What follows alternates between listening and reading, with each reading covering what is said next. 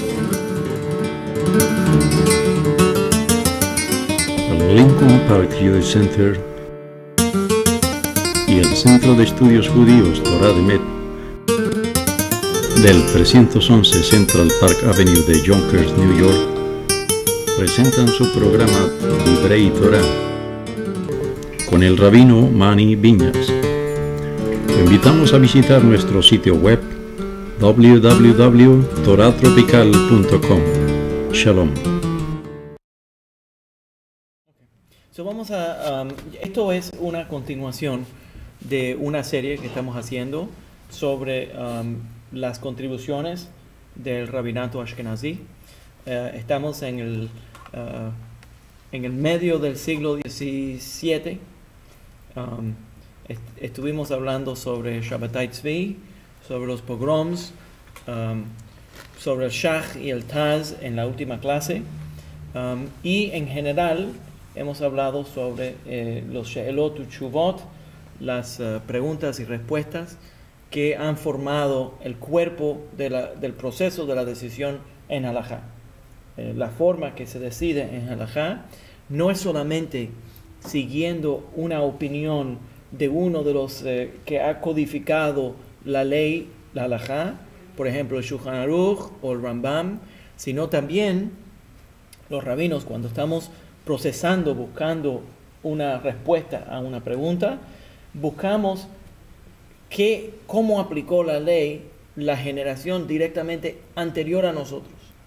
O tal vez en esta misma generación algún posek, alguna persona que es sabia en halajá, algún rabino que es sabio en halajá, ya respondió a esa pregunta.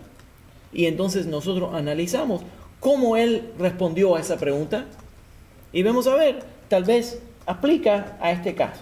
Entonces esa es una de las formas de decidir halajá. Y estaba explicando que ningún rabino puede determinar una ley si no viene a través de un precedente.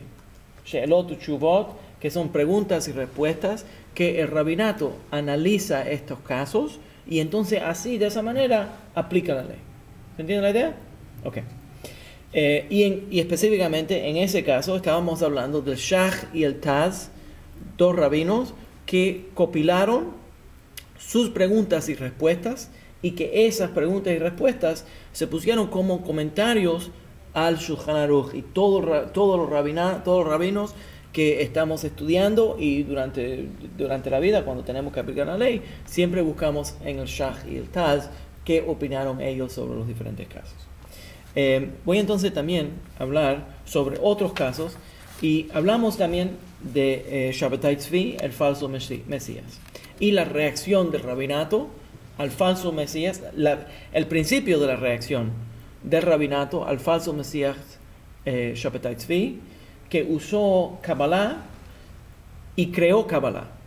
No solamente usó Kabbalah que existía, sino inventó de su propia imaginación, inventó Kabbalah y aplicó mucha Kabbalah que ya existía para de esa forma ampliar su poder, y se autodeclaró el Mashiach y tenía ciertos seguidores y se volvió una gran controversia hasta que al final, ya yo lo conté, hasta que al final terminó convirtiéndose al Islam y esta situación. Pero la controversia de Shabbatai Tzvi existió por mucho tiempo y causó dentro de la comunidad ciertas reacciones.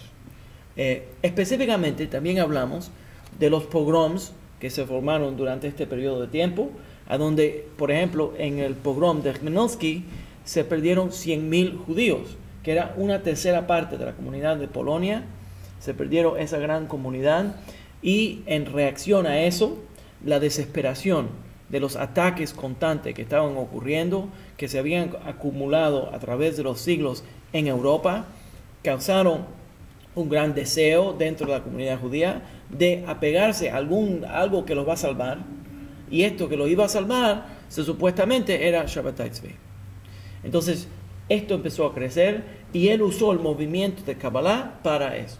Por esa razón siempre tenemos que tener mucho cuidado con la gente que presentan clases de Kabbalah, porque cuando van a presentar una clase de Kabbalah tal vez son personas que no saben nada o que saben mucho, pero que están usando el conocimiento de Kabbalah para manipular y de esa forma desviar a las personas del camino de la Torah, o beneficiarse de alguna forma del camino de la Torah.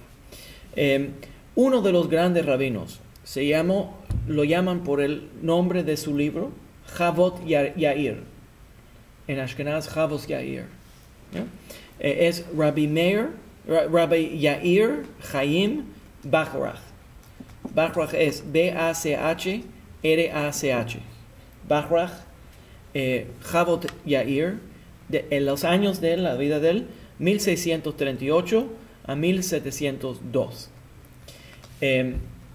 Una de las famas del Chavot Yair, de Rabbi Yair Chaim Bachrach, es que la abuela de él era nieta del Maharal de Prague. ¿Se acuerdan? El Maharal de Prague era, cuando hablamos del Golem, el rabino que la historia de la leyenda del Golem, y los libros de Orot Shuvah, y todos los libros que escribió, la abuela de él se llamaba Java. Y la razón que lo menciono es porque Java tenía gran fama de tener gran conocimiento de Torah. Entonces, interesantemente, Yair, el rabino Yair, heredó la biblioteca de su abuela. ¿Te imaginas? Y menciona en el libro que él llamó Chavot Yair, le puso Chavot Yair en nombre de su abuela, Java, y en el Hakdamá, en la introducción del Chavot Yair, habla sobre su abuela, el gran conocimiento de Torah que ella tenía. Ella se murió cuando él llegó a la edad de Bar Mitzvah. Pero desde el principio, desde niño, ya él tenía fama de ser gran talmudista y gran halajista. Y él reclamó que toda la Torah que él sabía, verdaderamente se había beneficiado de su abuela. ¿Ya? Y en la Hakdamá escribe que ella tenía un libro de Midrash, y que era un libro de Midrash sin comentarios. Era el Midrash así, y ella escribía en los márgenes de la copia del Midrash los comentarios de ella. ¿Imaginas? En ese tiempo, en el años 1580, por ahí, o 90, una mujer que está estudiando Torah, que está enseñando Torah, que está escribiendo su propio comentario sobre el Midrash, es una tremenda persona, very special person.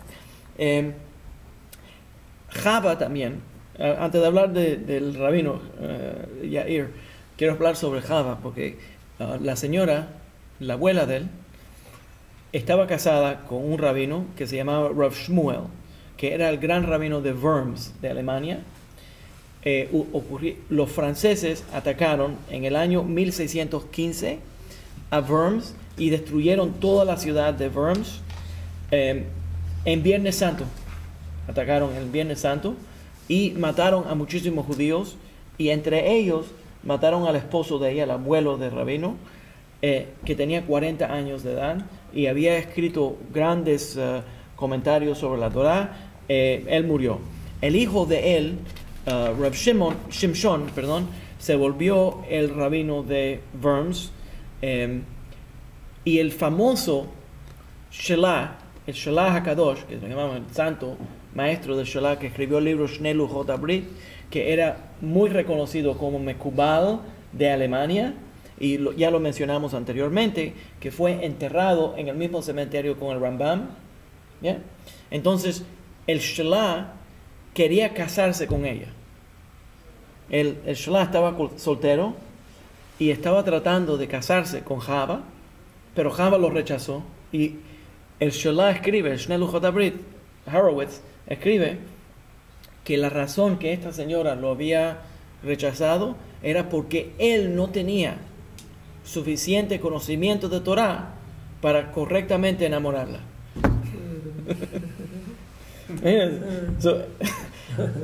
Y cuando hablamos del Shelah, estamos hablando de una persona que era tremendo maestro de Torah. Anybody see Jimmy? We're in the middle of taping something, sir. Huh? We're filming we have and a taping. class right now, sorry.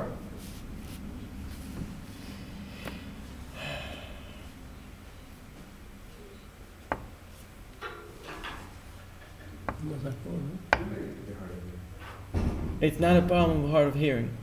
It's a problem of azut panim. Este señor vino a la sinagoga, compró, no, vamos a decir la verdad, compró carne que no era kasher, le puso una etiqueta que era kasher y me la trató de convencer de que esa era comida kasher. ¿Entiendes? Sí, sí, sí. Yeah. Ok, anyways, el Shelah, que era tremendo maestro de Torah, entonces se autodescribe como no tenía suficiente validez, él no tenía suficiente conocimiento para poder juntarse con esa señora. Ok, entonces el Jabot Yair, ese es el nieto de ella, escribió 13 volúmenes como comentarios sobre el Shulchan Aruch y coleccionó sus She'elot u'Tshuvot, y él produce dos grandes libros, uno que se llama el Jabot Yair, que son comentarios sobre la Parashá y la Haftará, y entonces también el Mekor Chaim, que son comentarios sobre el Shulchan Aruch, que son colecciones de cartas que él recibió y respuestas de cómo él aplicó las leyes del Shulchan Aruch. Entonces mucha gente lo que hacían eran que van directamente al Mekor Chaim y entonces de esa forma podían aplicar la ley. Ahora, interesantemente, el Jabot Yair publicó su comentario sobre el Humash y la Haftará, pero nunca publicó el Mekor Chaim porque él leyó el Shach y el Taz y dijo que el Shach y el Taz eran mejor que él, y entonces él no publicó el Mekor Chaim. Eso se publicó mucho más tarde, después de la vida de él. Ese es uno de los más importantes. Esta colección de el Jabot Yair es reconocido hoy en día como una de las grandes contribuciones de la comunidad judía de Alemania a los comentarios de la Torah. Entonces ahora voy a entrar a otro rabino que vive durante este periodo de tiempo, Jonathan Eibeshitz. Jonathan Eibeshitz, 1690 a 1764. La razón que quería abrir con Jonathan Eibeshitz es que es una persona súper controversial. Nacido en Cracovia, en Polonia, 1690, muere en Altona, en Alemania, 1764. Reconocido como halajista, gran maestro de Talmud y gran maestro de Kabbalah. Cuando él asume la responsabilidad de ser el rabino de Altona, la comunidad judía de Hamburgia y Wurzbeck lo aceptan a él como el líder de las tres comunidades. Esas tres comunidades se unen y copian el mismo sistema. ¿Recuerdan que hablamos del concilio de las cuatro tierras? Ellos copian el mismo sistema y mandan representantes a Altona y lo aceptan a él como el sumo rabino de los tres pueblos, y él se vuelve el rabino de las tres comunidades. Estas eran las tres comunidades más poderosas en Alemania, y Jonathan Eibeshitz, reconocido como el sumo rabino de todas estas comunidades, y habían grandes maestros allí. Como niño ya era reconocido como un Ilui. El Ilui esto es muy común durante este periodo de tiempo. El Ilui es una persona que como niño ya se reveló que es tremendo sabio de Torah, y la gente van a este niño y hablan con él de Torah. Y hay leyendas grandes de algunos de los más importantes sabios, y especialmente en el mundo Ashkenaz, pero el Ben Ish Chai también reconocido como un Ilui desde que era niño. Pero era muy común en el mundo Ashkenazí que ya se hablaba de estas personas que eran Talmidei Jajamim hasta cuando eran niños. En 1715 se muda para Praga. En Praga recibe permiso del emperador de Praga a publicar el Talmud. Ahora déjame explicar lo que estamos hablando aquí. Ya existe la imprenta, pero la imprenta está controlada, hasta la imprenta en hebreo, está controlada por los cristianos. Ningún judío, de acuerdo con la ley, puede imprimir copias de libros judíos sin el permiso de los emperadores y de los cristianos. Cada pueblo a donde existían imprentas tenía un grupo de redactores cristianos que tenían que leer, eran sacerdotes, tenían que leer los libros judíos antes de publicarlos y le quitaban cualquier cosa en el libro judío que contradecía al cristianismo. Entonces existen secciones del Talmud que fueron editadas por los cristianos porque lo encontraron ofensivo, esas secciones del Talmud lo encontraron ofensivo a la religión cristiana. Y, interesantemente, ya habíamos hablado de esto un poco anteriormente, cuando hablamos de la acusación contra el Talmud en el año 1264, cuando se quemaron todas las copias del Talmud delante de la Catedral de París. ¿Ya? Pues siempre existían, en muchos casos, a donde se quemaban los libros judíos y se llevaban la única copia para la biblioteca del Vaticano.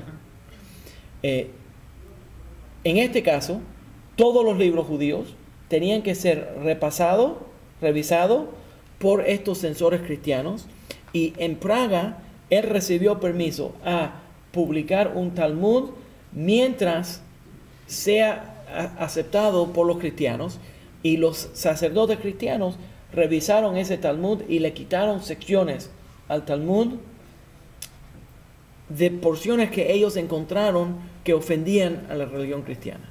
¿Cuáles son estas secciones? Luego nosotros sabemos que en el año 1967, el Vaticano permitió a ciertos rabinos a entrar a la biblioteca del Vaticano y estudiar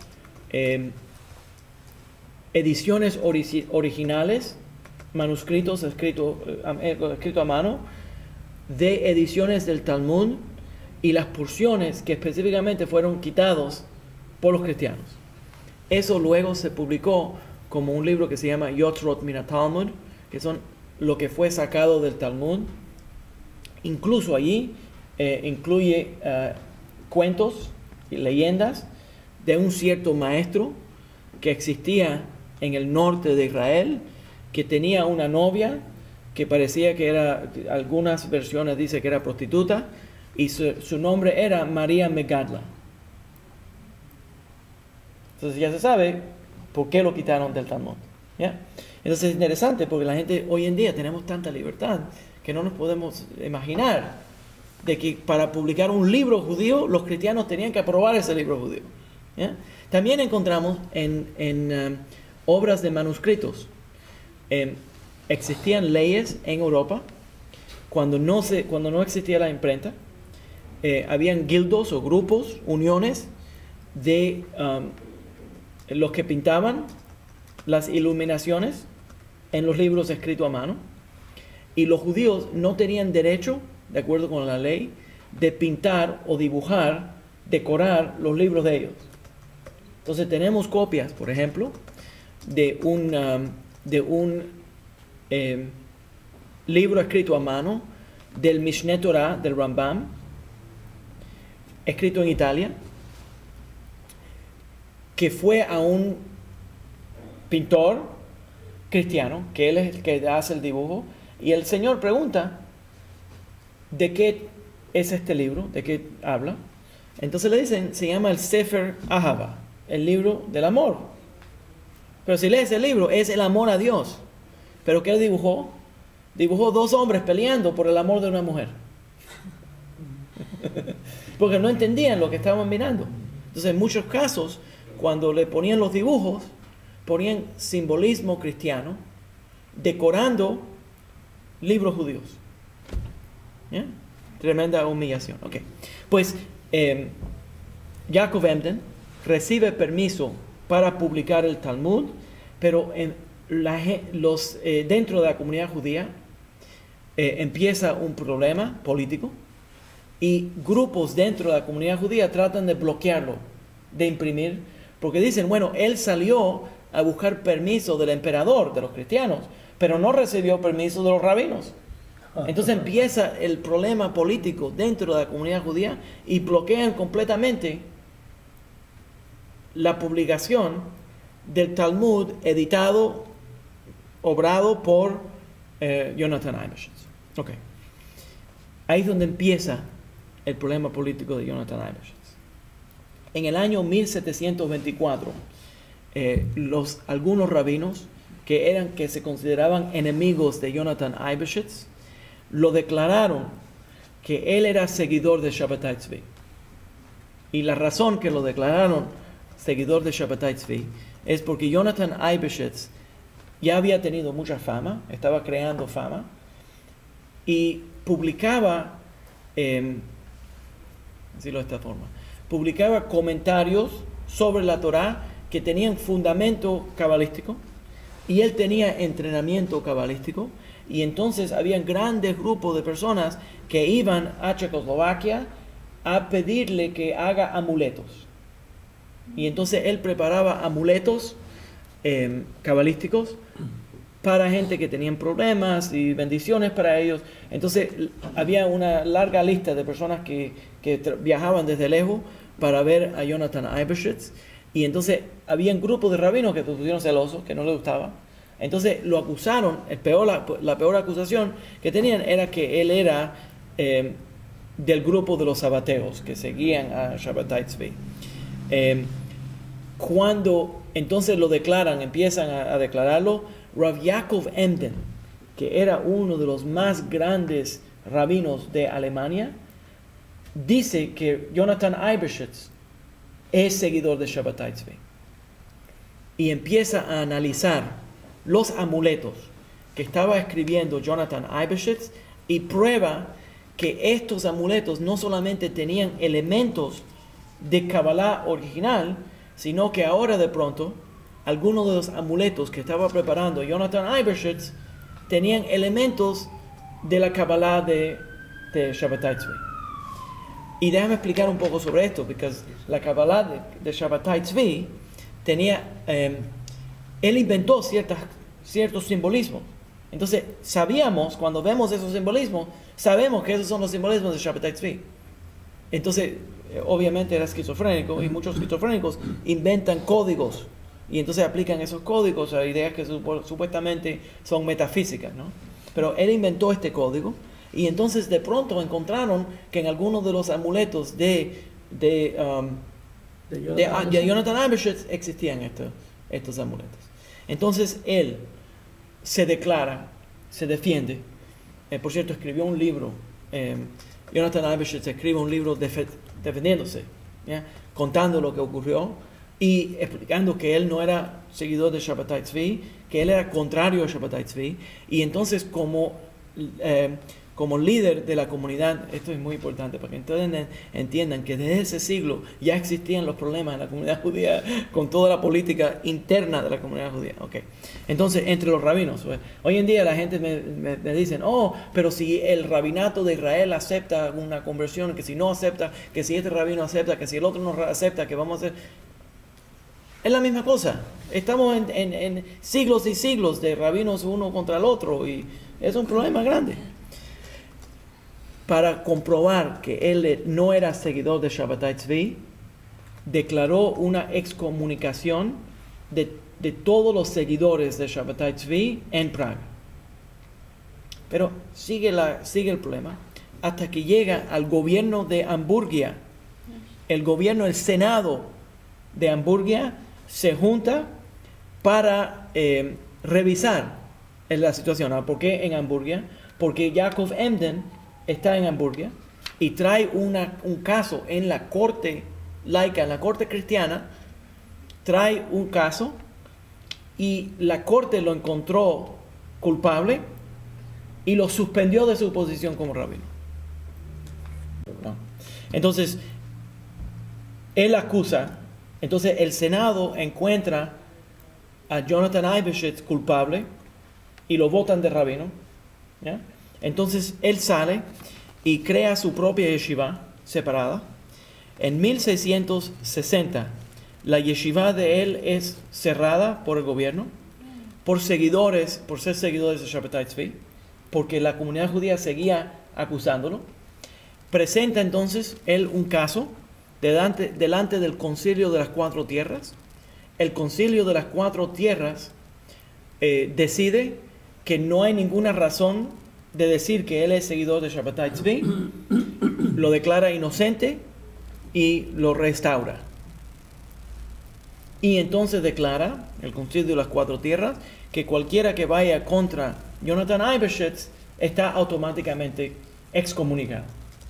Entonces ya estamos excomunicando a todos los diferentes lados. Entonces tenemos una pelea, Rav Yaakov Emden, el otro lado Eibeshitz y el otro lado los seguidores de Shabbatai Tzvi, que todavía tienen muchísima fuerza. Pero entonces se complica la cosa, porque el hijo de Jonathan Eibeshitz, que se volvió un gran rabino, Wolf Jonas Eibeshitz, se declara seguidor de Shabbatai Tzvi. Se declara seguidor de Shabbatai Tzvi no solamente se declara seguidor de Shabbatai Tzvi, pero se declara profeta de Shabbatai Tzvi. Entonces lo que está ocurriendo es que Shabbatai Tzvi, para organizar el movimiento mesiánico de él, reconoció a ciertos rabinos en ciertas comunidades, no solamente como rabinos, sino como profetas. Entonces, si te crees que te ganas la vida bien como rabino, te vas a ganar mejor todavía como profeta. Entonces, subían de categoría. Entonces, este señor se declaró uno de los profetas de Shabbatai Tzvi y empezó a promover el movimiento de Shabbatai Tzvi dentro de Praga. Por cierto, el nieto del hijo de Jonathan Eibeshitz se convirtió al final al cristianismo y se vuelve el Baron Thomas von Schoenfeld. Era muy famoso como un judío que se convirtió al cristianismo y de esa forma cogió mucho poder. Entonces, este bisnieto de Jonathan Eibeshitz hereda la biblioteca de Jonathan Eibeshitz, de su padre, se convierte al cristianismo y en lugar de volverse un cristiano normal, él crea una logia masónica. Esa logia masónica, ¿tú sabes lo que es una logia masónica? ¿Sabes lo que es? Sí, Es un lodge masónico, es un grupo que supuestamente es simplemente un grupo de fraternal de hombres, pero también tiene ciertos secretos místicos. Entonces esa logia, que lo llamó él la Hermandad Asiática,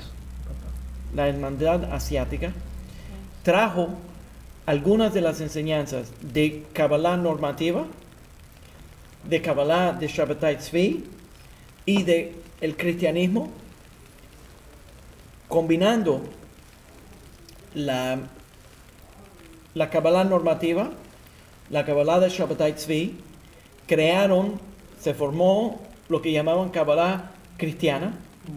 Entonces cogen, oye esto, se pone peor.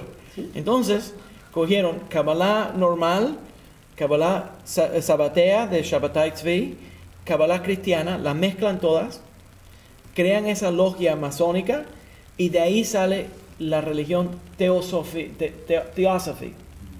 la teosófica, el grupo teosófico en Europa.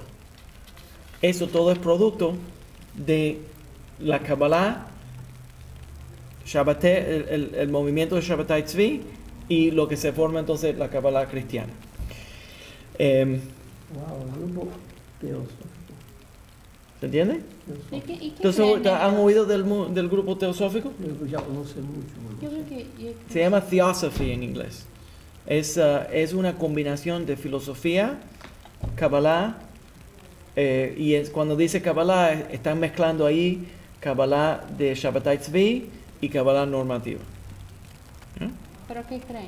¿En qué creen? Se vuelve una mezcla bastante interesante, muy difícil de explicar. Pero es todo místico, es un movimiento místico. Habla mucho sobre la reencarnación. Del movimiento teosófico sale el movimiento Rosacruz. Oh, ¿Y qué ya él hay? sale.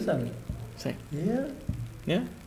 Porque es verdad, yo me acuerdo Eso de mucho. Rosacruz. El Rosacruz tiene eso mucho de estas logias, de estas cosas. Mi papá fue eso. Exacto. Yo chiquito, él tenía un libro y yo quería un día leerlo, pero tenía una carta con candado, nunca lo podía leer, y un día me puse a leer y no entendía nada. Tenía como 10 años, yo no entendía nada.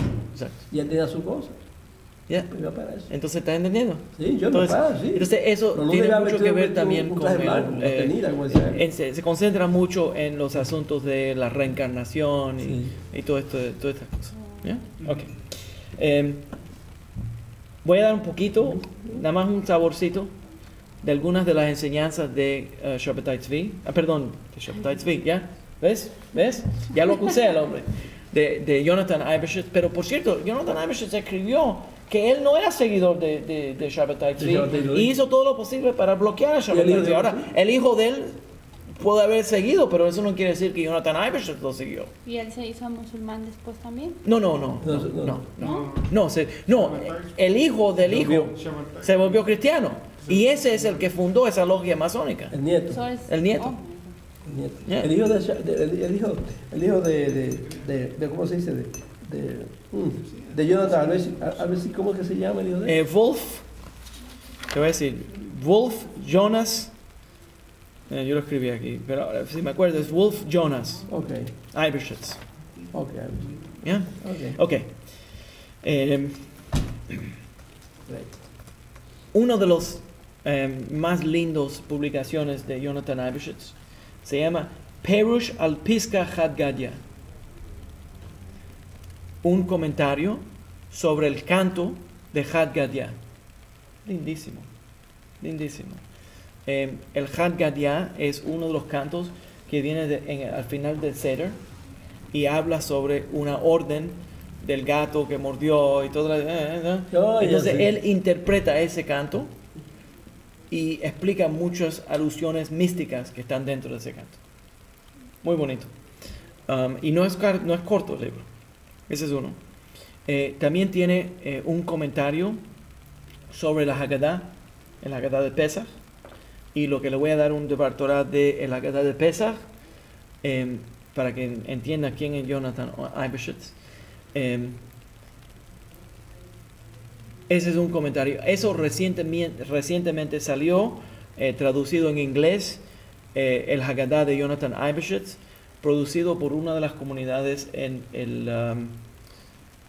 el West Bank, Yehuda Shomron, por ahí, una de esas comunidades, para recaudar dinero, publicaron eso y yo tengo una copia. Otros fueron un grupo de sermones de Jonathan Eibeshitz que se llaman Yarot Devash, gotas de miel. Esas colecciones de sermones también están mencionados en la colección de Haggadah. Él entra a un área de la Haggadah a donde habla sobre la vida de los judíos antes de la esclavitud impuesta por Faraón.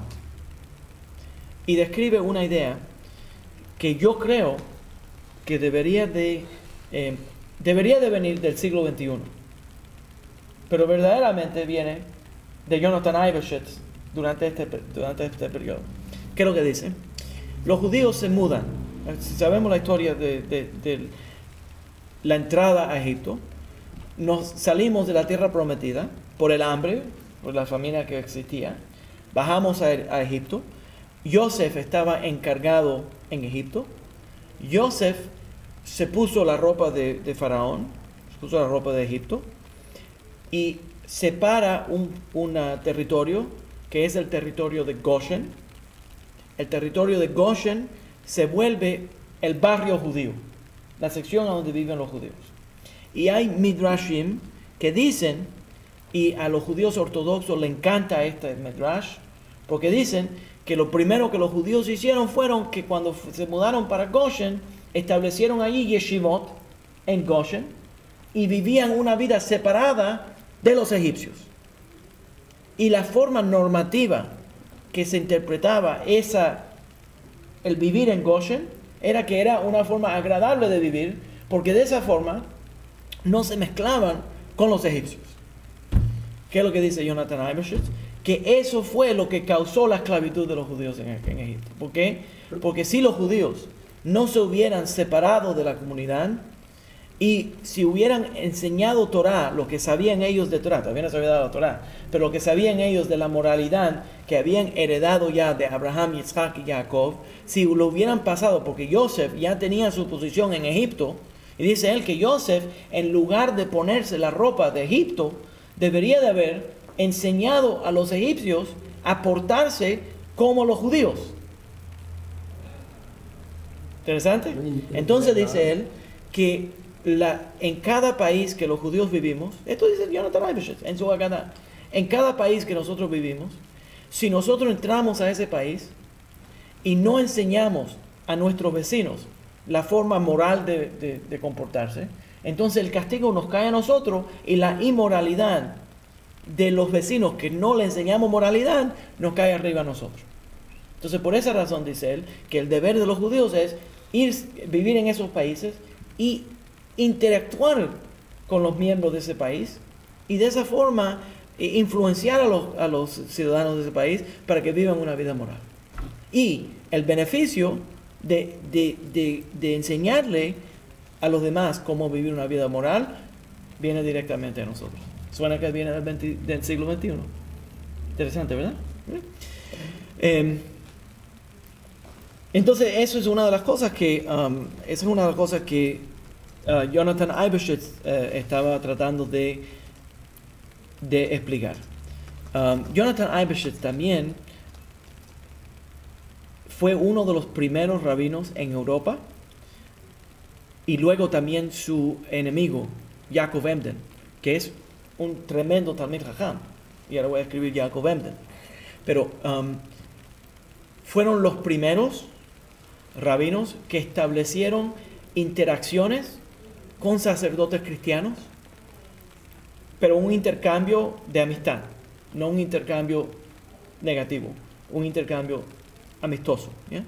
Entonces Jonathan Eibeshitz se congracia con el gobierno y crea ciertas conexiones. Yaakov Emden también hace lo mismo. Ok, so Yaakov Emden. Ready? Yaakov Emden.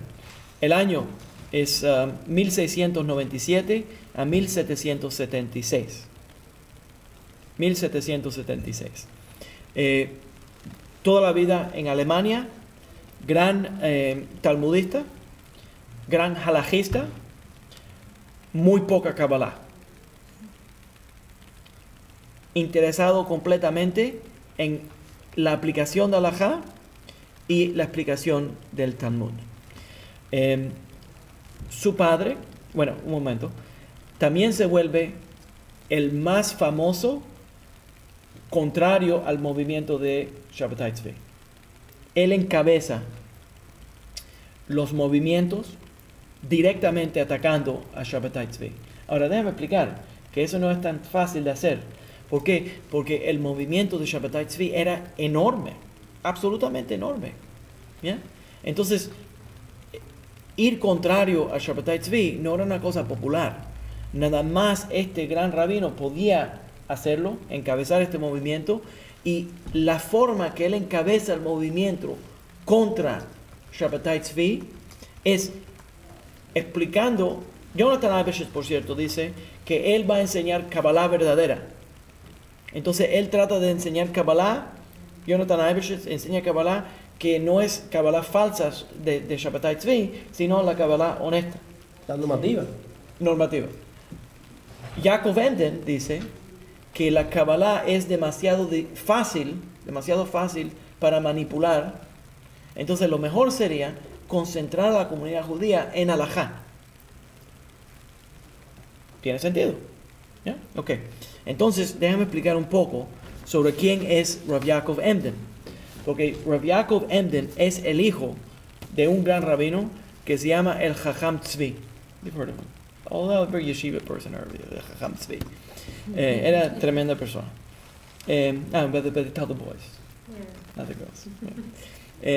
Jajam Tzvi tuvo una vida bastante controversial también. Déjame entrar a la controversia del Jajam Tzvi. Se llama el maestro, estamos hablando del padre de Rav Yaakov Emden. El padre de Rav Yaakov Emden lo llaman el Jajam Tzvi porque el libro de él se llama el Jajam Tzvi y lo llamaban porque se llamaba Tzvi y era un Jajam, entonces lo llaman Jajam Tzvi. Okay. ¿Qué es lo que se el nombre en la licencia de manejar? Driver's license. Decía Tzvi Hirsch Ashkenazi.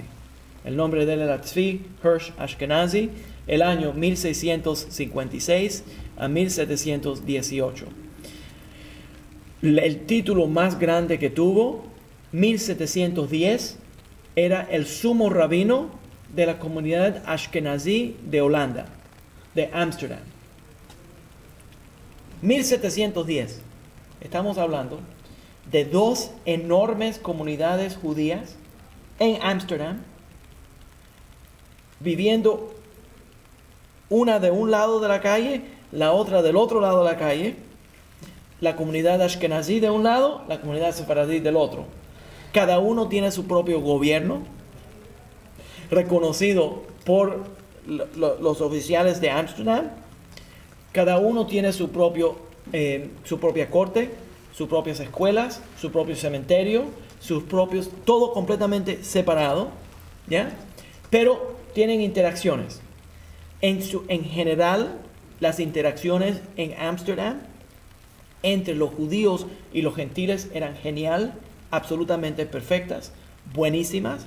La comunidad en Ámsterdam de Holanda siempre ha tratado bien a la comunidad judía. Lo vemos durante la Inquisición, cuando le dan la bienvenida a los judíos, y los judíos viven allí cientos y cientos de años sin problemas, y durante los nazis también. Muchos en Holanda ayudaron mucho a los judíos y protegieron mucho a los judíos. La comunidad de Holanda siempre ha sido muy agradable para la comunidad judía, muy liberal, muy abierta, ¿ya? Entonces se establece allí lo que se llamaba la nación. La nación es todos los judíos españoles y portugueses, y la cultura sefaradita de España y de Portugal se transfiere en masa a Ámsterdam. Allí están escritas todas las colecciones de las costumbres originales españolas y portuguesas, allí en Ámsterdam, y de ahí es donde sale el famoso Benedict Spinoza. ¿Right? Creo que es Spinoza, vamos a hablar de Spinoza en otra ocasión, pero que sale de ahí, Uriel da Costa y otros, David Nieto, que salen de esa comunidad, y mucha filosofía cabalística que sale de allí, y halajá que sale de allí, en el mundo sefaradita. También existe otra comunidad ashkenazí, y normalmente se trataban bien. Ok. ¿Hasta qué? El Jajam Tzvi había tenido una vida difícil en el principio de su vida. Sus padres fueron matados durante un pogrom. Terminó viviendo en Sarajevo. Se educó en Sarajevo. Terminó entonces al fin en Holanda, en Ámsterdam. Cuando asumió la posición en Ámsterdam, en Sarajevo, él tenía un enemigo que también era rabino, que lo atacaba constantemente, y habían siempre problemas entre los diferentes rabinos. Entonces, cuando él estuvo en Ámsterdam, todo bien. De pronto, se presenta un señor, déjame decirle el nombre del señor. Nehemia Gia Chayun. Chayun. Pero lo pronunciaban mal. Ok, but doesn't matter. Doesn't matter. Okay. Porque era sefaradí, and then los portugueses lo pronuncian de esa forma. But it's okay, we'll get there. Él aplica, él escribe un libro, una serie de libros de Kabbalah, y le pide a la comunidad portuguesa de Ámsterdam permiso para publicar sus libros en Ámsterdam. La problema, ¿verdad? El Jajam Tzvi oye el nombre y va al rabino de la comunidad y le dice al rabino de la comunidad separadita, le dice, no quiero permitirlo, no lo recibas. El rabino se llamaba Shlomo Ailon. Fue al rabino y le dijo, no lo permitas porque ese es enemigo mío. Porque era otro nombre que se parecía. Entonces el rabino Shlomo recibe a este señor de todas maneras y se da cuenta que no es el mismo tipo. Entonces le presenta al Jajam Tzvi y le dice, mira, creo que te equivocaste. No es la misma persona. El Jajam Tzvi viene, revisa a esa persona y decide que sí, es verdad, no es el mismo tipo. Entonces dice, no tengo problema, publica las publicaciones de él. Pero mientras esa controversia estaba formándose, los judíos sefaraditas, que se llamaban los portugueses en ese tiempo, porque todo el mundo había entrado de Portugal, se fueron de España para Portugal y entonces para Holanda, entonces le decían la nación portuguesa. Entonces esa nación portuguesa le escribió a un rabino que se llamaba Moshe Hagiz. Moshe Hagiz revisa las publicaciones de este señor y encuentra dentro de esas publicaciones referencias a las enseñanzas de Shabbatai Tzvi. Entonces empieza a tratar de bloquear la publicación de esta publicación mesiánica de Shabbatai Tzvi. Mientras tanto, había formado dentro, esto es casi imposible de creerlo, pero este rabino de la comunidad de Ashkenazí, habían controversias dentro de la comunidad de Ashkenazí y había un grupo pequeño de Ashkenazí dentro de la sinagoga Ashkenazí que quería quitar a este rabino y poner a otro. Entonces ellos se unieron con los sefaradim que estaban del otro lado de la calle para quitar al Jajam Tzvi de su posición.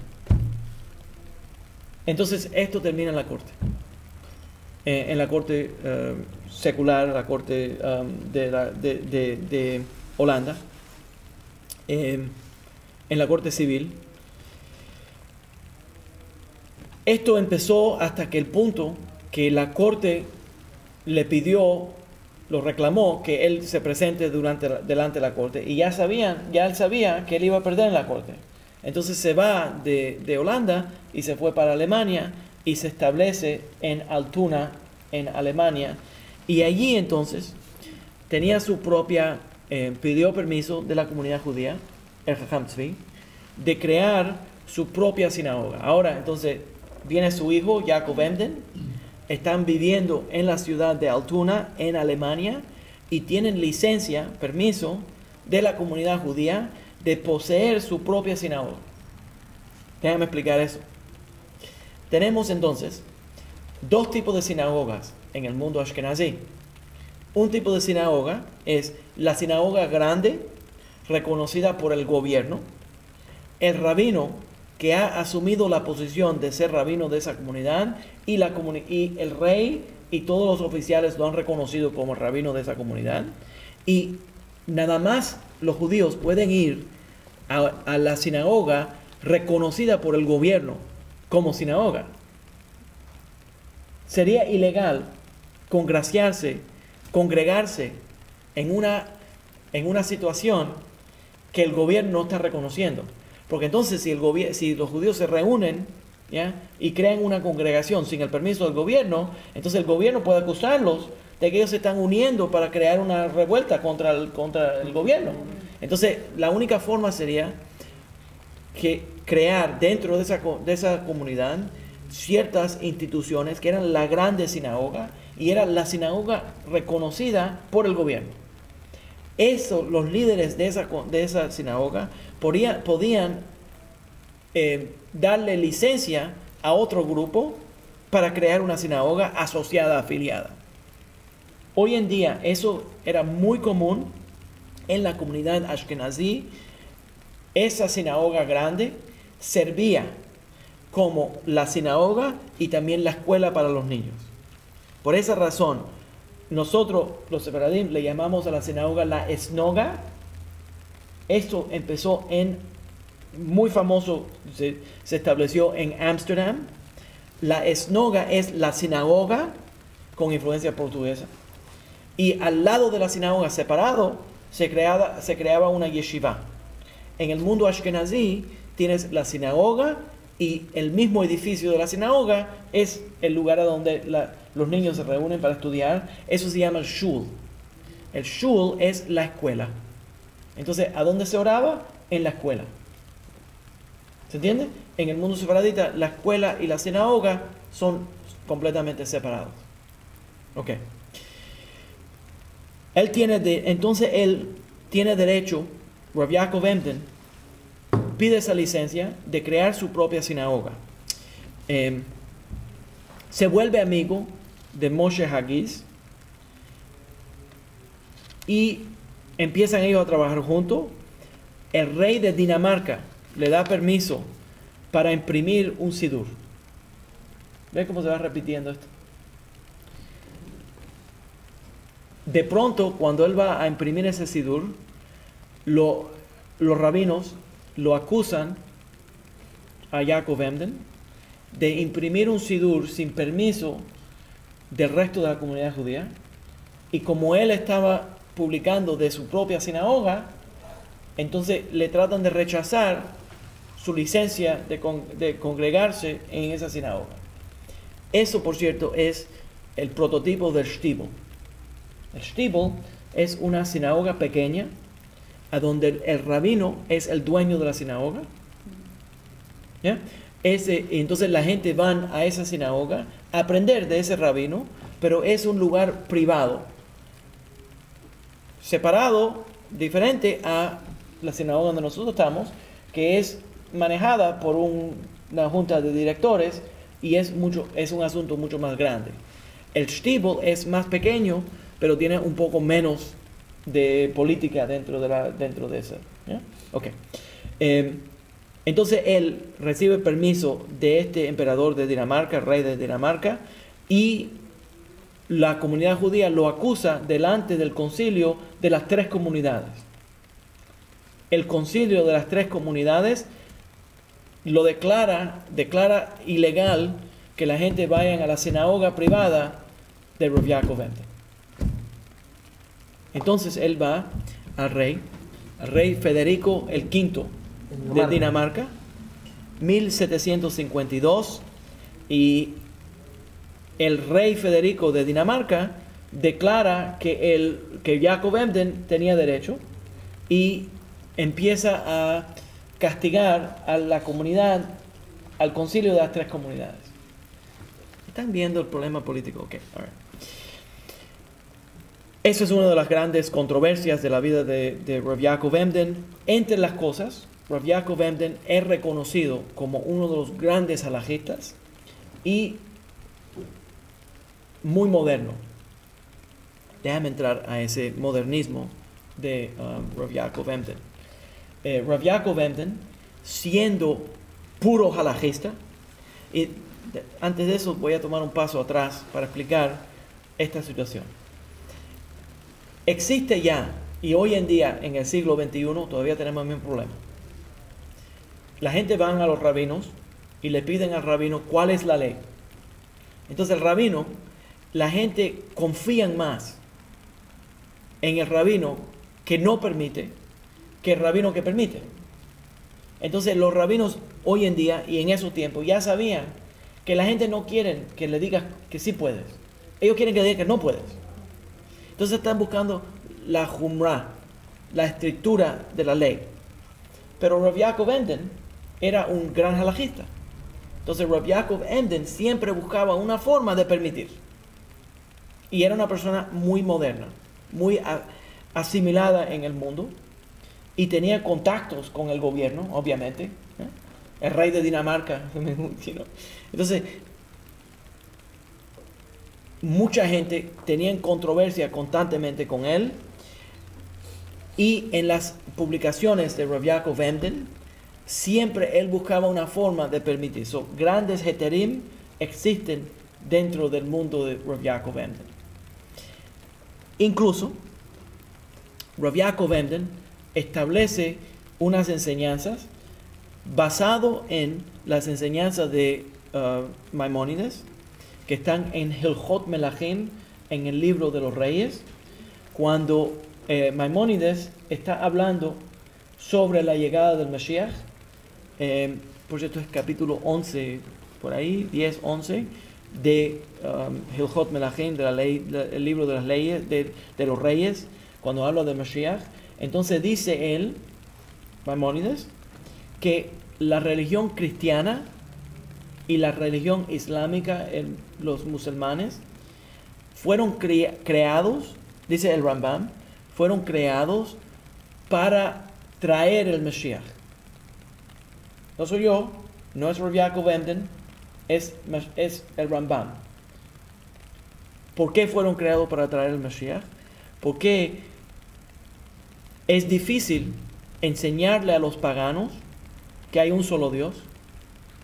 Entonces Dios está revelándole a todas las naciones del mundo paganas a través, por etapas, poco a poco, llevándolos, sacándolos del paganismo y llevándolos al monoteísmo puro a través del cristianismo y el islam. Entonces Maimónides dice que esto todo es una etapa para la llegada eventual de la revelación del Mashiach, y Rav Yaakov Emden entonces publica una serie de publicaciones defendiendo a los cristianos. Y dice él, Rav Yaakov Emden, que la creación del cristianismo era para promover la práctica de las 7 leyes de Noah entre los gentiles. Y que el cristianismo no le hace daño a los cristianos, a los gentiles, sino los avanzan, porque los cristianos originalmente eran paganos. Entonces, esto es el próximo camino para ellos, para acercarse eventualmente al judaísmo. Bueno, ahí está, ¿verdad? Y eso se consideraba controversial. De verdad. Ok, déjame llevarlo un poco más lejos todavía. De ahí entonces entra un señor alemán, filósofo, que se llama Moses Mendelssohn. ¿Quién es Moses Mendelssohn? Moses Mendelssohn es el fundador del movimiento de Haskalah. El movimiento de Haskalah es lo que entonces se vuelve el movimiento reformista, y el movimiento conservador, en reacción en el medio entre el movimiento ortodoxo y el movimiento reformado.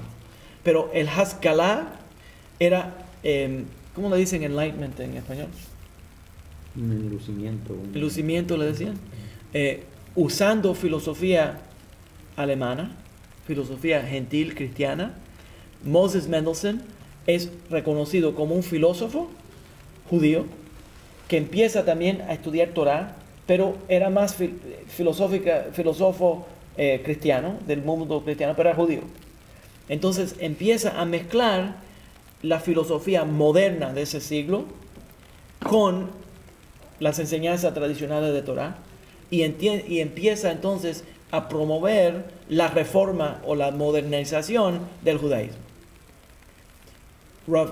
Este señor Moses Mendelssohn entonces le escribe cartas a Yaakov Emden y le dice a Rav Yaakov Emden: tú eres el gran maestro mío, porque tú no mueves la ley ni para la derecha ni para la izquierda, tú aplicas la ley directamente. Entonces cuando yo quiero saber la ley, yo voy directamente a Rav Yaakov Emden. Ahora claro que Moshe Mendelssohn no va a seguir la ley, pero por lo menos de esa forma sabe la ley. Entonces, porque la gente lo que estaban haciendo en reacción a todas estas reformas era súper exagerando la ley. Y cuando vas súper exagerando la ley, la vas cambiando. Entonces Rav Yaakov Emden dice: no, la ley es la ley y él va a aplicarla de esa forma. ¿Ya? Ok, ese es uno. Hay otra posición controversial, van a ver por qué a mí me interesa tanto Rav Yaakov Emden. De acuerdo con Rav Yaakov Emden, él hace este análisis. Él quería quitar, cancelar, pero dice que él mismo admite que él no lo puede hacer, pero teóricamente, se recuerden que el maestro de Torah verdadero tiene el deber, no solamente el derecho, pero el deber de expresar una opinión halágica, aunque la mayoría no esté de acuerdo. Cuando él tiene fundamento en la halajá y puede defender su posición, claro, cualquiera puede dar una opinión, todo el mundo tiene opinión, pero tiene que dar una opinión basada en el texto, tiene que tener cierto fundamento. Entonces, él opina, en su humilde opinión, como diría el Rabino Viñas, que se debería de cancelar la Takaná de Rabbeinu Gershom.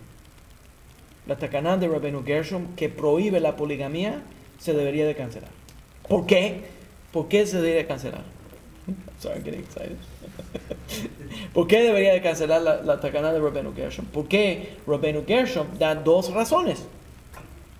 La primera razón que Rabbeinu Gershom dice que no se debería hacer poligamía es porque los cristianos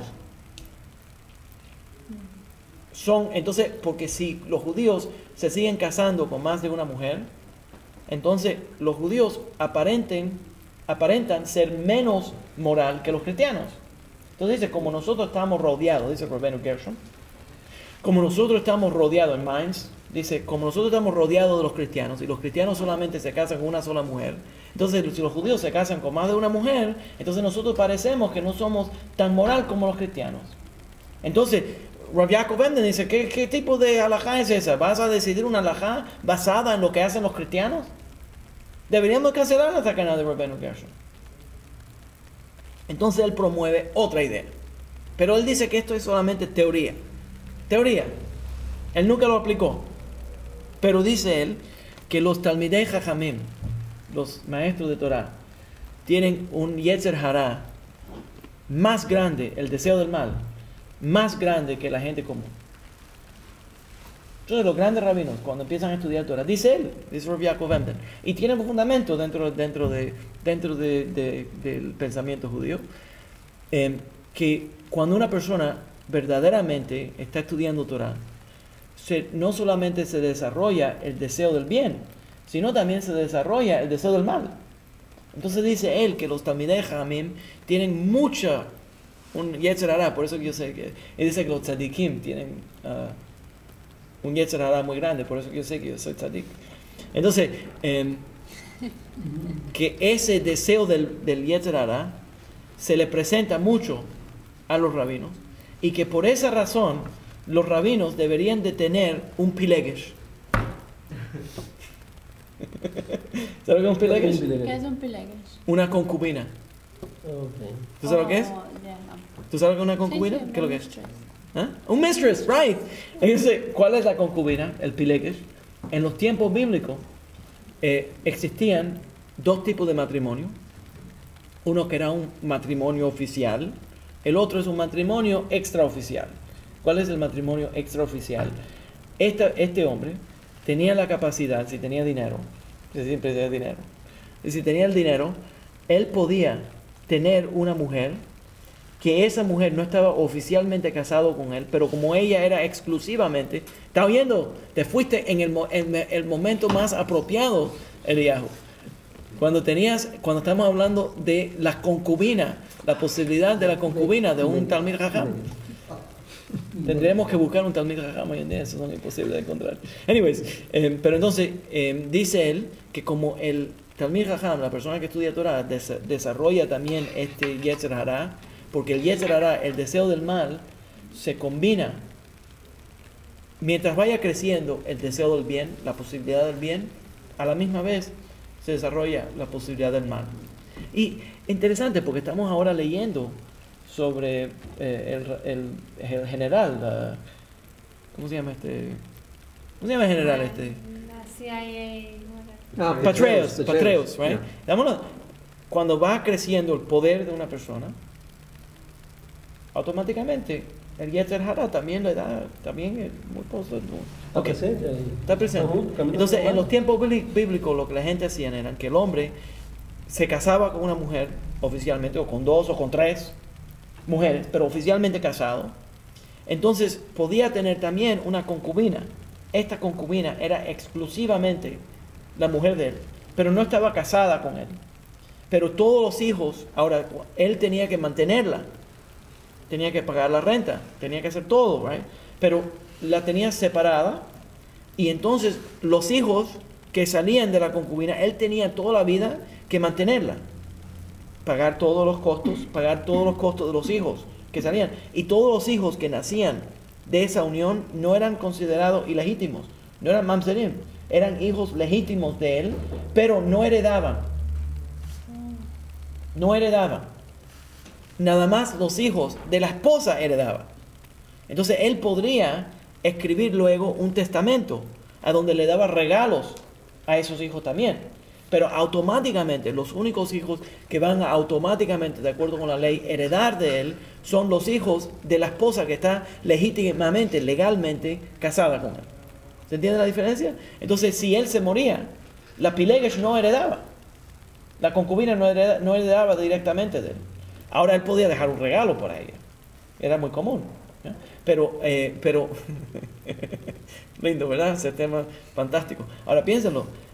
Si este tipo tiene 3 mujeres, es porque ustedes ven, porque esto es lo que yo hago con mi vida, estudiar estas cosas. Entonces, ¿qué es lo que dice?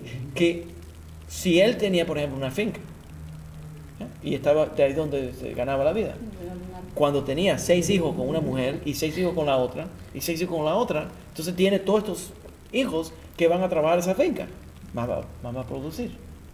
¿Se entiende la idea? Entonces, esto era uno de los sistemas de crecer al pueblo y crecer la tribu. ¿Ya? Cada una de esas... ¿Se entiende? Esa es la razón.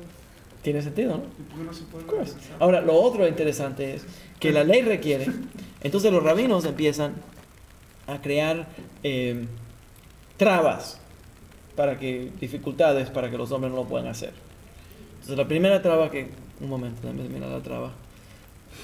La primera traba era para que los rabinos para que los hombres no puedan hacerlo, era que tenía que comprobarle a una corte, para la segunda esposa que se iba a casar, tenía que comprobarle a la corte que él podía apoyar, sostener a las 2 mujeres igualmente.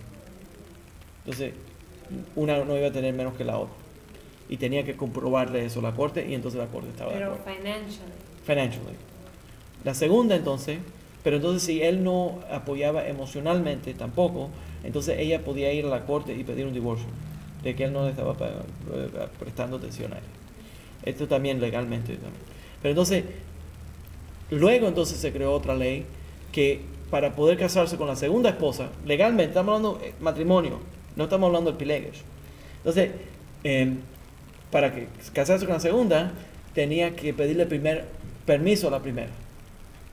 Por cierto, el Rabbeinu Gershom, la segunda razón que da es que si estudiamos la Biblia, vemos que en todos los casos a donde hay múltiples, cuando el tipo está casado con múltiples mujeres, siempre se forman problemas. Pero la primera razón que da es por la situación de la moralidad comparado a los cristianos. ¿Ya? Porque, o sea, si estudia la Torah y se supone que lo que está estudiando son solo cosas buenas, ¿no? ¿Por qué? O sea, ¿en qué parte de la Torah hace que despierte lo malo? Ya. Eso es súper interesante, esa pregunta. Es súper interesante. Entonces, la pregunta es esta. La pregunta es, una persona empieza a estudiar Torah, ¿ya? Entonces uno pensaría que todo lo que produce la Torah es positivo, ¿correcto? Entonces la persona se está estudiando Torah, ¿por qué entonces de pronto crece también el Yetzer Hara? Eso que me está preguntando. Déjame responderte. Pero te tengo que responder, no solamente como rabino, estudiante de Torah, pero te voy a responder también como social worker, estudiante de psicología moderna. La persona que más problemas tiene en la vida, la persona más enferma mental, es la persona que no puede admitir que tiene una parte oscura. La persona que admite que tiene deseos oscuros, que tiene porciones de su mente que producen ideas negativas, y que constantemente le está ofreciendo esas ideas negativas, es una persona saludable.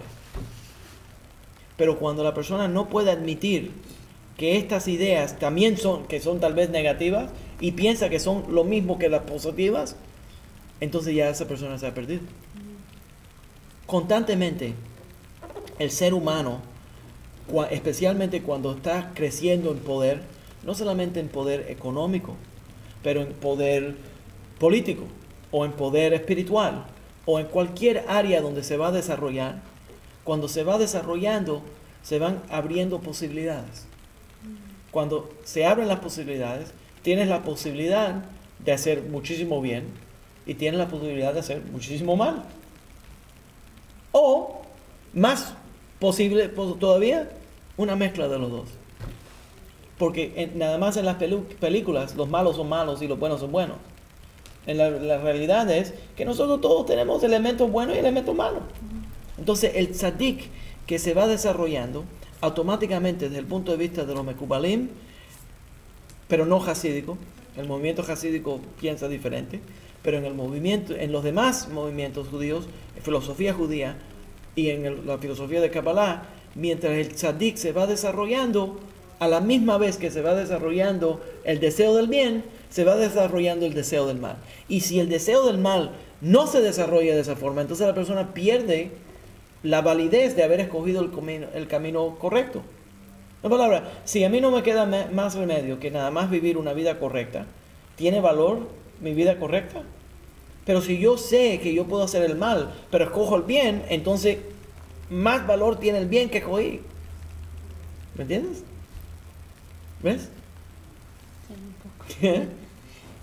Porque, o sea, me refiero al estudio de la Torah, porque si es que, por ejemplo, alguien que estudia ciencias, puede usar la ciencia para bien o puede usar la ciencia para Exactamente, mal. exactamente. Ok, eso es casi. ¿Es verdad o no? Sí, sí, sí. Puedes crear una bomba atómica. Exacto, o sea, claro. ¿Tú sabes lo que ocurre? Vamos a decirlo plenamente. ¿Sabes lo que ocurre constantemente en las universidades? El profesor inapropiadamente mal portándose con los estudiantes. ¿Por qué ocurre? Porque automáticamente cuando un profesor está enseñando, él tiene cierta autoridad automáticamente sobre los estudiantes. Si esa autoridad, número uno, la autoridad es atractiva.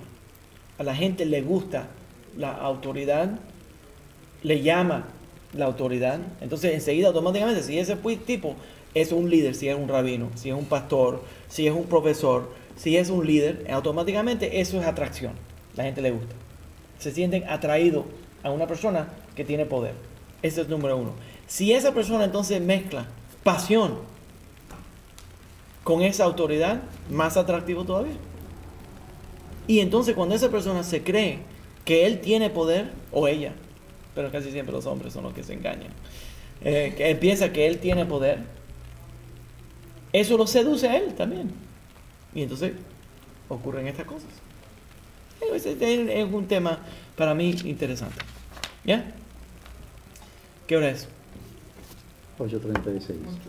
Tenemos muchísimo tiempo. Ok, uno más. ¿Uno más? Sí, uno más. Iba a hablarle mal de Moshe Mendelssohn, pero no vamos a hacerlo. Es demasiado fácil. A lo mejor llegamos a Moshe Mendelssohn. Ok. Este se llama el Noda B'Yehuda, Rabbi Yechezkel Landau.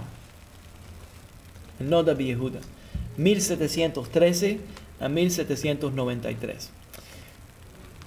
Ahora, antes de entrar al Noda B'Yehuda, déjame recalcar un punto que quiero estar seguro de que todo el mundo entienda. Al final del día, Rabbi Yaakov Emden no estaba hablando de verdad que la gente debería tener un pilegesh. Simplemente es teoría. No quiero que me malentiendan, ¿ya? Entonces, lo que está diciendo es, y uno tiene que tener mucho cuidado, especialmente los maestros de Torah, las personas que cuando va creciendo déjame decirlo de esta manera.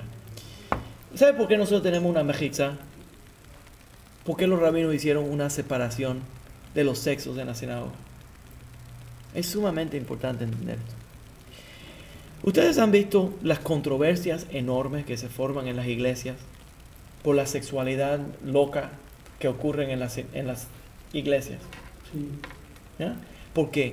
Porque la espiritual y en los lugares estos de yoga y los retiros hindú y las cosas budistas y todo eso, se forman problemas grandes, orgías, problemas enormes sexuales, controversias entre los pastores y 3 y 4 y todos los grupos y se forman ahí unas novelas enormes en la religión.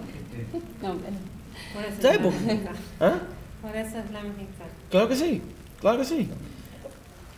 ¿Qué es lo que ocurre? En la espiritualidad, la religión, la espiritualidad es la misma energía que la sexualidad. Porque es apasionada.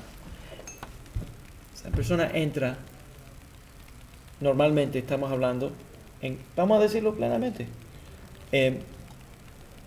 hombres y mujeres en la sociedad que nosotros vivimos no comparten sentimientos íntimos constantemente.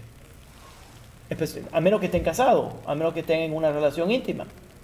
Y casi siempre cuando están casados ya no hablan de nada de todas maneras. ¿Ya? Entonces llega una persona, va al rabino, ve a una mujer, va al rabino, está hablando de lo que ella se siente, los problemas que ella tiene. El rabino comparte con ella, empiezan el intercambio. Estamos hablando de rabino, pero ocurre con los pastores, ocurre con los sacerdotes, ocurre con los profesores, los psicólogos, los social workers, todo eso. Entonces la persona empieza un intercambio íntimo, empiezan a compartir sus sentimientos, las cosas que ocurren. Hay un acercamiento. Ese acercamiento fácilmente se vuelve sexual, se vuelve físico. Entonces, ¿qué es lo que nosotros estamos haciendo? Al crear la mejizá, la separación entre los sexos, es recordarle, cuando lleguen aquí, este no es un lugar para crear esa intimidad entre hombres y mujeres. Simplemente es como un letrerito, imagínense un letrerito que dice, recuerde tu lugar. Recuerde que nosotros estamos aquí para acercarnos a Dios. En otro lugar puedes reconocer de esa forma. ¿Ya? Pero hay que tener mucho cuidado con la religión.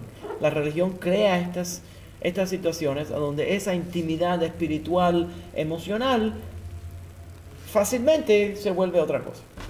¿Ya? Ok. Pero también, eso es una cosa que quería mencionar antes de seguir para el próximo. El otro es la diferencia en reacción a Shabbatai Tzvi, el deseo tan grande de algún tipo de salvación que vienen por los problemas de los pogromes, los ataques. Entonces, el deseo de encontrar un remedio a través de Kabbalah y el deseo de pelear contra el movimiento de Shabbatai Tzvi, que era un movimiento falso de Shabbatai Tzvi, a través del movimiento verdadero de Kabbalah y el movimiento contrario a Kabbalah, que los dos son honestos. Entonces hay un camino en el judaísmo que es puro halajista, puro intelectual, y dice, vamos a desarrollarnos intelectualmente, aprender la ley, aplicar la ley, aprender cómo aplicar todos los detalles de la ley. ¿Ya? Entonces se forma una escuela que dice, bueno, esto está muy peligroso, entrar en un mundo completamente de Kabbalah. Está peligroso porque la gente se desvía y la gente puede aprovecharse. Y vamos a concentrarnos en un mundo de halajá. Y eso es una de las reacciones grandes que se formó en el mundo ashkenaz. Especialmente eso se concentra en Lituania.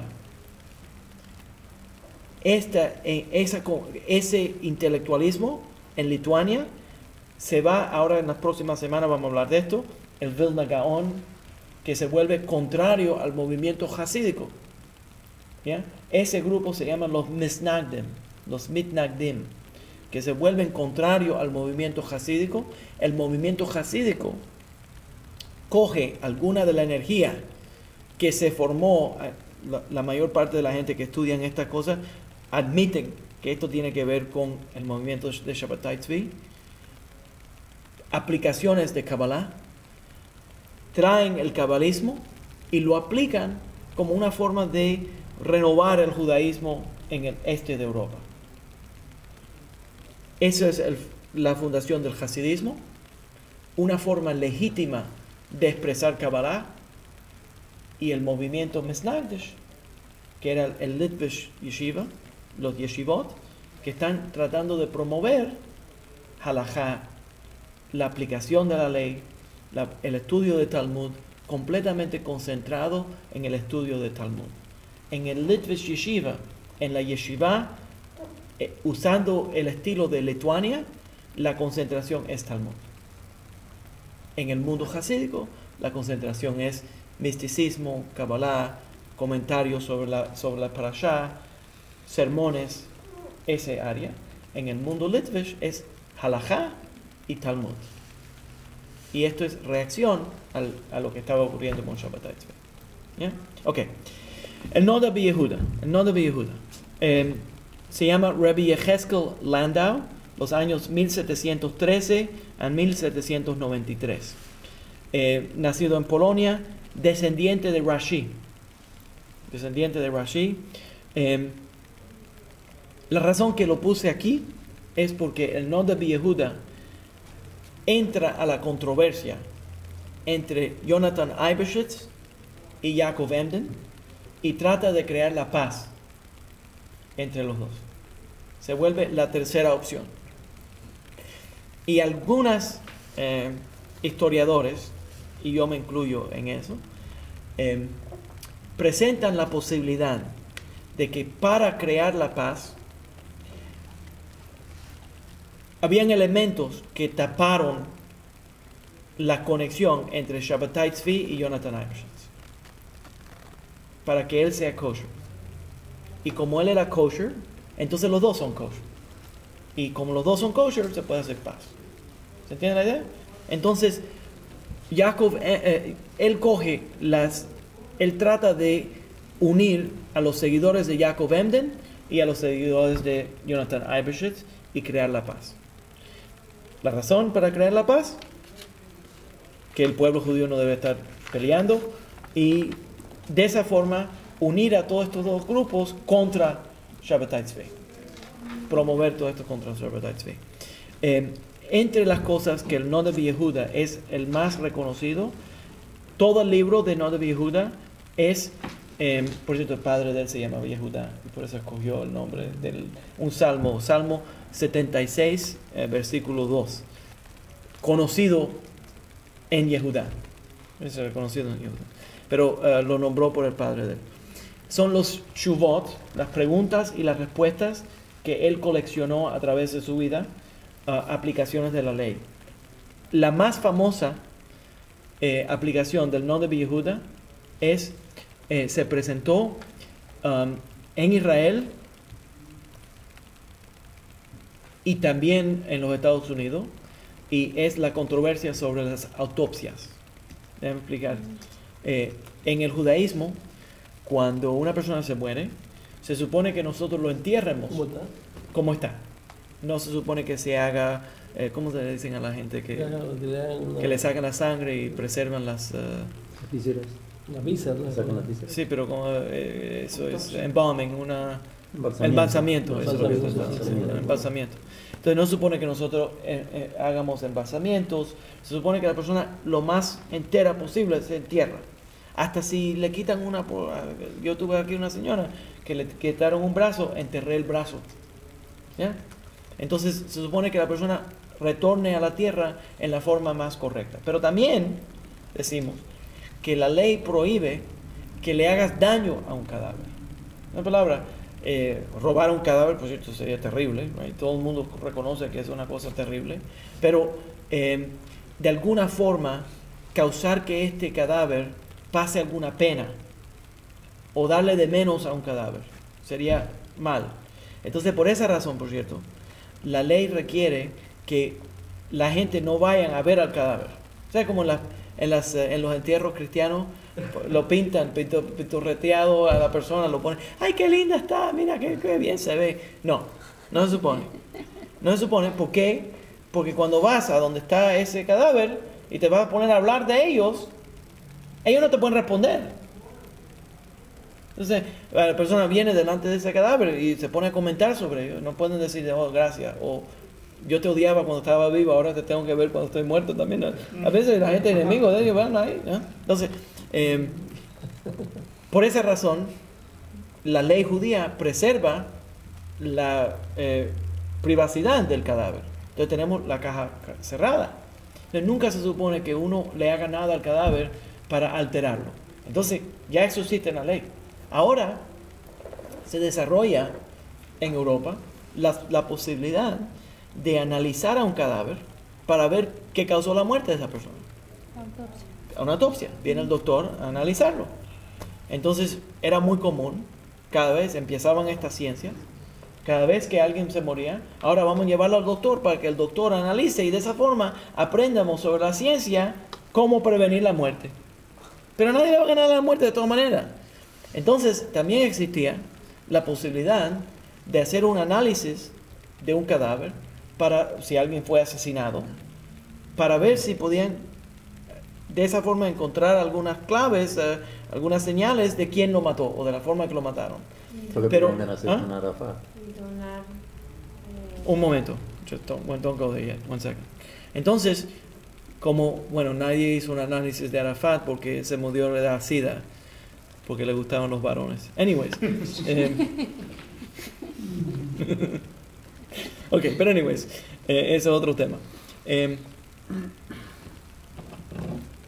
Entonces el Noda B'Yehuda responde, le escriben una carta, un judío que fue asesinado, y el gobierno quiere estudiar ese cuerpo para ver si de alguna forma pueden encontrar quién lo mató. El Noda B'Yehuda dice que sí, que se puede hacer esa autopsia, mientras todo lo que le quieren es porque al cadáver le gustaría que encuentren a la persona que lo mató. En otras palabras, le da honor al cadáver de que lo estudien para que encuentren quién fue el que lo mató. O de esa forma prevenir que esa persona siga asesinando a otra persona. Esa es una de las más famosas.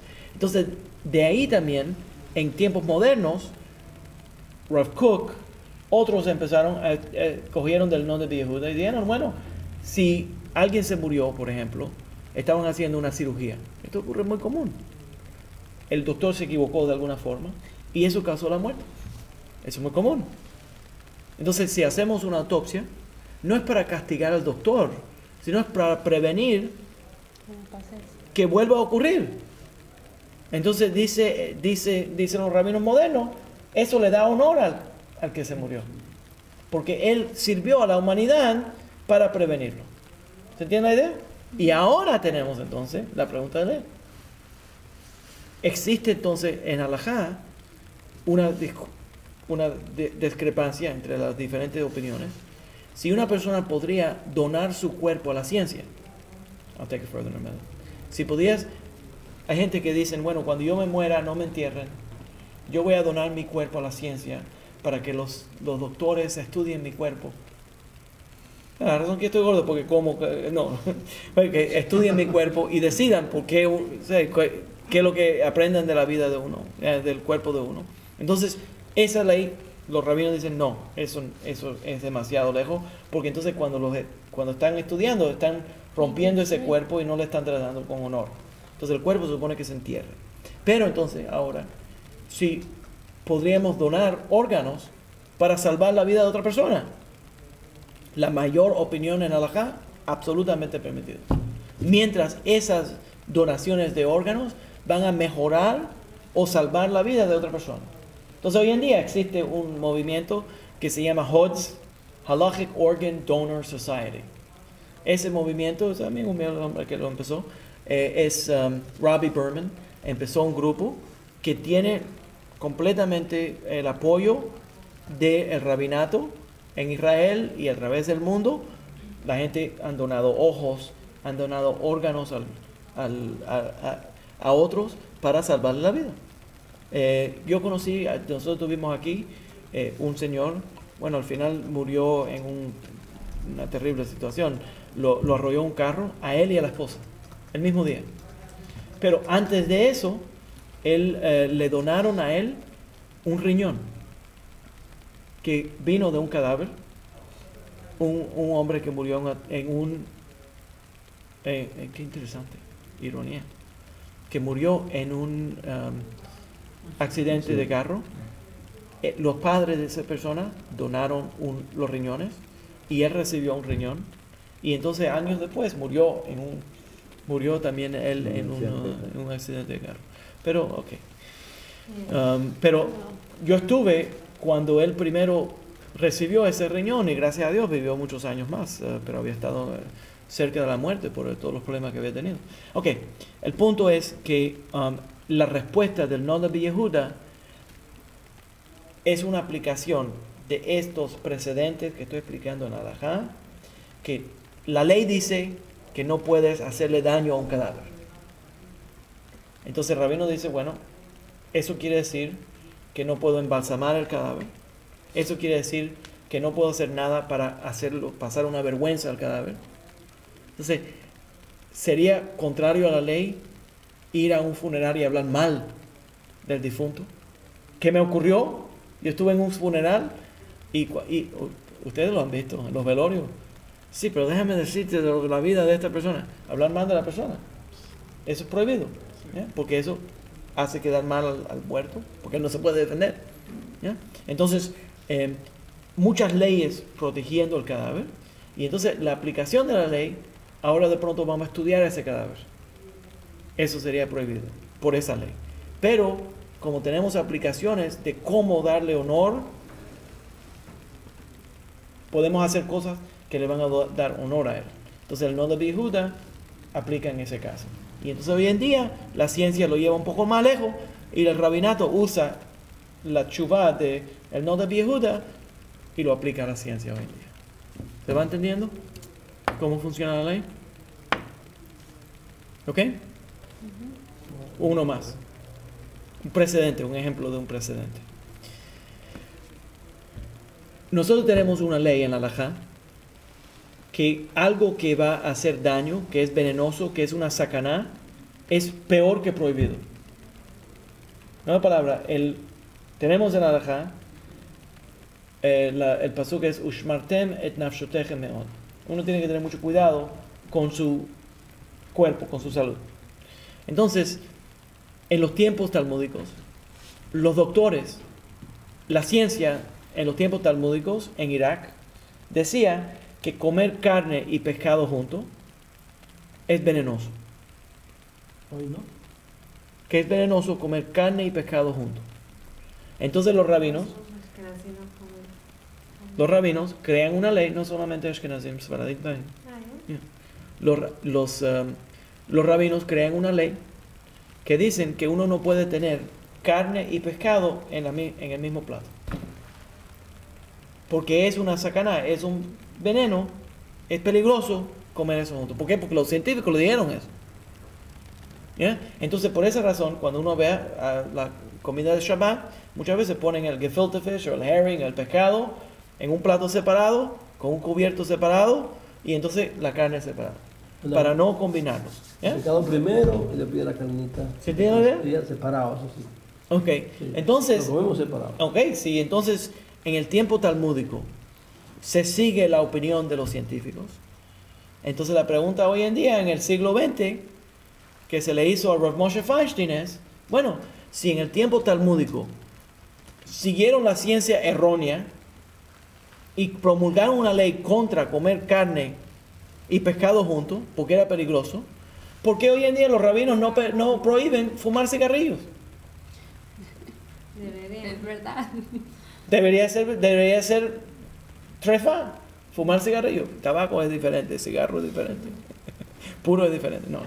Entonces, él responde, bueno, como en el siglo anterior los rabinos, muchos rabinos fumaban, entonces nosotros no vamos a ir contra los rabinos del pasado. ¿Ya? Entonces él está siguiendo lo que se llama hoy en día Das Torah. ¿Ya? Pero en los tiempos antiguos, cuando los rabinos encontraban un fundamento científico, enseguida prohibían. ¿Ya? Es un tema interesante, ¿no? Entonces, ¿por qué si hoy en día ya sabemos que comer carne y pescado juntos se no hace daño? Algunos dicen que... Ya es vinagre. Algunos dicen que no hay problema. No. Otros dicen que hay fundamentos cabalistas por no comer carne y pescado juntos. ¿Ya? Pero hay un grupo de gente que dice, puede comerte. Otros dicen no, que deberíamos de preservar la costumbre de nuestra vida. Pero, ¿te acuerdas Minhag Aboteno Villadeno? ¿Cómo se aplica? ¿Ya? Minhag Aboteno Villadeno es la costumbre de nuestros padres que está en nuestras manos. En el mundo ashkenazí, muchas veces se interpreta, eso quiere decir, tienes que hacer lo que nuestros antepasados hacían. Otros dicen, no, Minhag Aboteno Villadeno quiere decir, las costumbres de nuestros padres nos lo dieron a las manos de nosotros podemos cambiarlo, alterarlo. ¿Ah? Yo soy ashkenazí. No, porque you're trained, yeah, yo entiendo. Yo respeto la diferencia de opinión. Sí. Es por eso que estoy dando esta clase, para que se vea que estamos, hay tremenda contribución. ¿Yeah? Ok. ¿Alguna pregunta ahí? ¿Todo bien? People have questions? Everybody okay? ¿Pregunta? No, ya lo respondiste, lo de la donación de órganos. Sí. Yo sabía que iban a preguntar, ¿ves? Porque me la dijo la bola. Y lo mismo también la eutanasia, que no es prohibido. es prohibido, por eso esperaría el Sharon al momento en que... Correcto. Pero hay una diferencia de opinión en el halajá. Si tienes que seguir haciendo acciones para mantener artificialmente la vida de otra persona. En otras palabras, si tienes, la persona está enferma, Yo iba a preguntar. ¿ya? Y estás constantemente haciendo algo para dándole algún medicamento o tomando una acción específica para mantener la vida. Entonces la pregunta es si tienes que continuar haciendo eso o no. ¿Me entiendes lo que estoy diciendo? Entonces, hacer cosas extra para mantener esa vida, ese corazón pumping, pero... Sí, como el caso de Ariel Sharon, pues se está haciendo lo que se ha debido estar haciendo, pero ya hacer algo más extraordinario, no. Extraordinario, no. Esa es la pregunta. ¿Aquí se entierran en caja? Sí, requerido por la ley. En Israel No, en Israel vamos directamente a la tierra. Pero es ¿Sí? por la razón. No caja, No, solo se le pone en una tela y se pone directamente a la tierra. Pero la razón es porque la tierra de Israel es tan pura que purifica. Entonces la tumá, la tierra de Israel la chupa y purifica. Ok, vamos a terminar con ese. Yeah, thank you very much. Cuando el Lincoln Park Youth Center y el Centro de Estudios Judíos Torah de Met del 311 Central Park Avenue de Yonkers, New York, presentaron su programa Divrei Torah con el rabino Mani Viñas. Te invitamos a visitar nuestro sitio web www.toratropical.com. Shalom.